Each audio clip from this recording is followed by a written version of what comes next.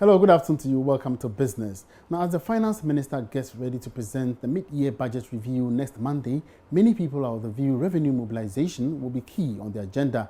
The issue is what new measures will be put in place to help raise revenue for national development. An economist and head of economics division at the Institute of Statistical, Social and Economic Research, ISE, Professor Peter Quarty, suggests some ways to shore up revenue using the National Identification Card. He's been speaking with Philip Namfuri on the business edition of PM Express. One key thing is perhaps review that tax component. The name itself suggests they are luxury vehicles, but there are a number of vehicles that are not luxury vehicles, yet they attract this tax. I can mention, for instance, school buses that are used to pick children from schools. They are not luxury vehicles. Some of the waste water tank operators, because of the engine capacity. You also find some saloon cars that have engine capacity of 3.0. They are not necessarily luxury vehicles. You would find, for instance, a Prado that has an engine capacity of 2.7%. So, but that's a luxury vehicle, exactly. Except that the engine is fuel efficient. Yeah, so perhaps we need to look at the classification, the tax itself. Is it luxury we want to tax, or we want to tax fuel efficiency? That is where we need to. And then by so doing, we can rake in the needed revenue. There are several other areas that we can look at. The informal sector, as you mentioned earlier. You cannot reap where you have not sown. That's how I see it.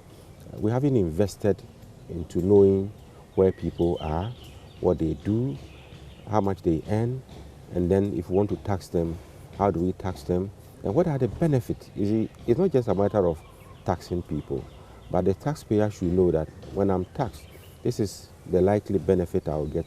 The NHIS and the roads will be fixed. So there should be a give and take, and I believe we haven't done much with that.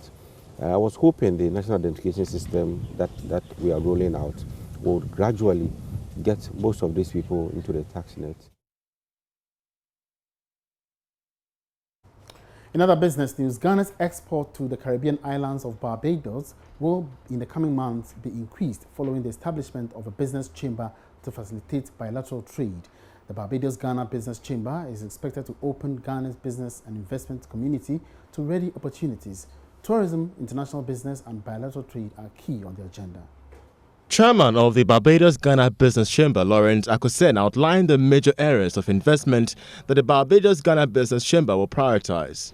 Move by the leadership of both countries, and we welcome the development as it helps to push our agenda forward.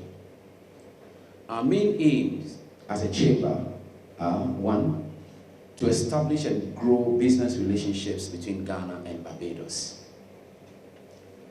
Secondly, we leverage social-cultural converging platforms to develop tourism and economic growth between the two countries. The Ghana Standards Authority, which was represented, expressed satisfaction over the establishment of the chamber. Head of Public Relations for the Standards Authority, Dr. Kofi Amponsah-Pediako, says the regulator will play a role to ensure all goods from Ghana meet international standards. It is not just anything that will be produced. So for those of us in Standards Authority, we are going to play a central role to make sure that the things that we engage in guide our operations to ensure that the interests of the people of the two countries are guaranteed. And that's all in business for now. Back to Daniel. Thanks, Emmanuel, for that in business. Now, FIFA has approved statutes proposed by the Ghana Football Association's Normalization Committee, clearing the way for Congress next month. Benedict also has the details in sports.